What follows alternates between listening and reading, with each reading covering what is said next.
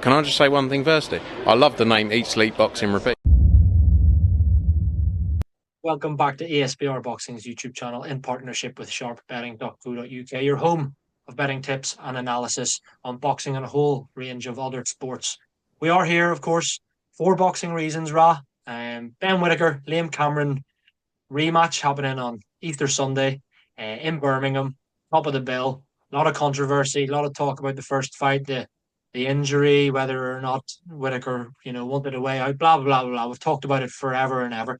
But it is time to now give our final predictions for the fight, the rematch between Whittaker and Cameron on Sunday, the 20th of April. How do you see it going, Ra? Are you siding with Whittaker or are you going for the Liam Cameron victory? Yeah, I've slightly changed my views, only slightly, since we spoke to your colleague Owen earlier. You might recall I had the opinion that Whittaker would put on a very negative safety first performance and look to nick the decision with home field advantage. But what's happened since then is he's of course hooked up with Andy Lee, and I've got a lot more confidence in him now. Andy Lee's shown a great ability to get his fighters fighting and punching with confidence.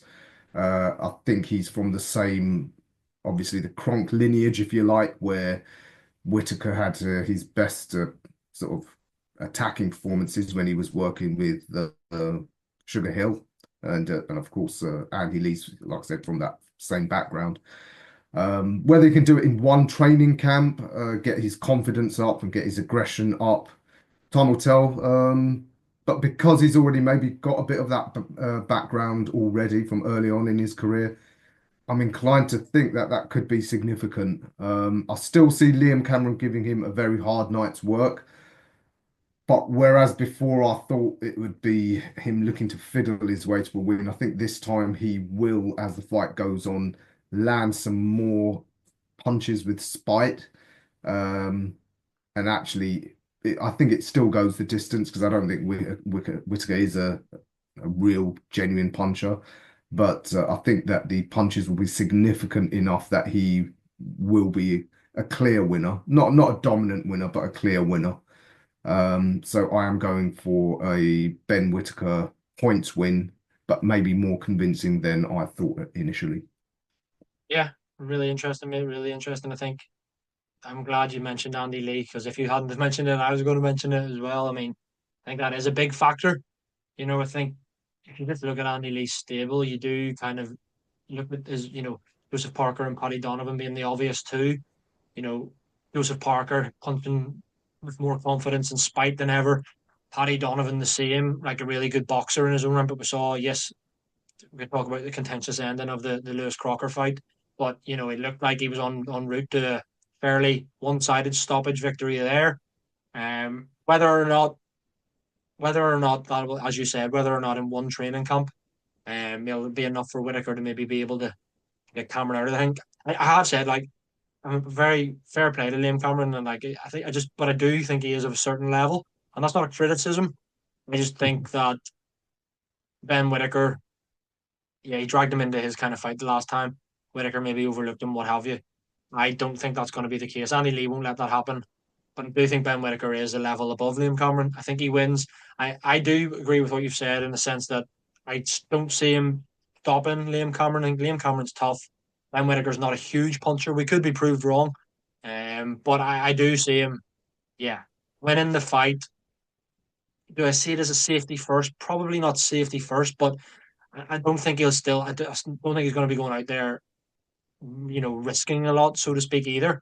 So I do think that it will go the distance, mate. Whether that be 10 or 12 rounds remains to be seen. But no, yeah, I think this goes the full 12. I think Ben Whittaker gets the job done. I don't think there's going to be a whole lot of controversy in the fight, to be quite honest. It might not be the prettiest watch at times either.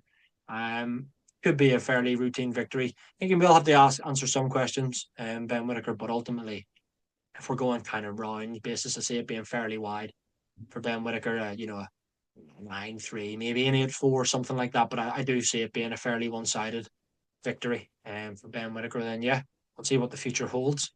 If you and I are both correct, Ra, and Ben Whittaker does win, where does he go? What level do you think he's at now? What do you think would be a good next step if he were to beat Liam Cameron? Do you still think he needs to kind of prove himself at that British level, try and win the British title? What do you make of that? Yeah, I think he does still need to prove himself at that level. But with his current promotional situation, he seems to be almost boxed into a corner. The appropriate fights with him, they're all with the other two major promotional outfits, and still seems like they're not particularly cooperative. It's certainly Queensbury, so that might make getting access to that British title problematic. I mean, I guess that they might get someone in-house like Dan Aziz, someone who's proven at that level. But yeah, I think the promotional situation might hold him back from getting some big fights soon.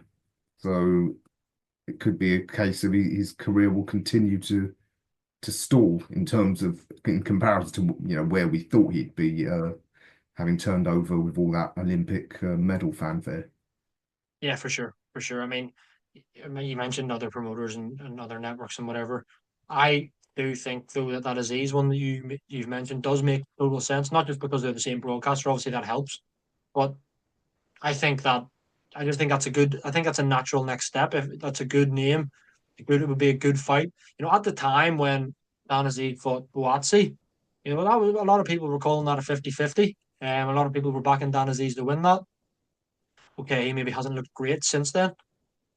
But he's a former European champion, former British champion, whatever. He's proven at that level, as you mentioned. So if Ben Whittaker is past that level, is beyond that level, we would find out in a fight against someone like Adan Aziz. And I don't understand someone like Adan Aziz. There probably are obviously a whole lot of other fighters that he could fight in names, but I think that Adan Aziz is the perfect fight for him next if he was to win this, in my opinion. But yeah, well, time will tell whether that fight gets made or not, and whether we'll see that fight. But it's definitely one I would be interested in. But first, he does have to, of course, get through Liam Cameron, which will be no easy task, as we saw in the 5-6 rounds of the first fight. The brief show that we saw between the two on the Kirby of Bivol 1 undercard. So yeah, looking forward to this one. Top of the bill.